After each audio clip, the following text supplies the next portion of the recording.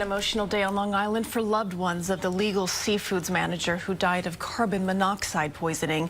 3 months after Steve Nelson's death, a new law requiring change is named in his memory. CBS 2's Jennifer McLogan reports now from Hauppauge. He came home and he kneeled next to the bed, burying his head in his hands, and said, "John, I feel like I'm dying."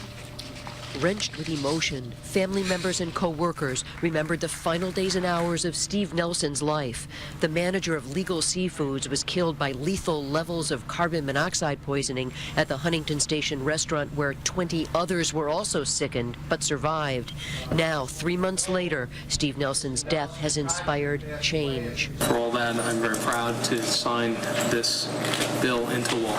All commercial and public buildings in the county of Suffolk will have 3 years to install carbon monoxide detectors, and new buildings must hardwire the safety devices. 18 million people in the state of New York deserve to have this type of protection and not be exposed to a silent killer. We need to make this a national issue, and that's the next step for us, because we're talking about preventable death.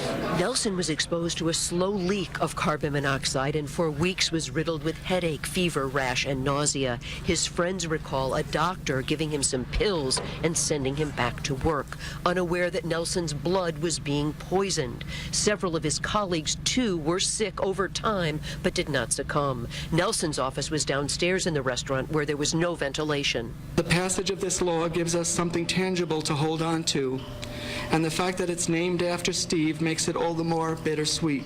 Legal Seafoods broke no laws because there were none on the books requiring CO detectors.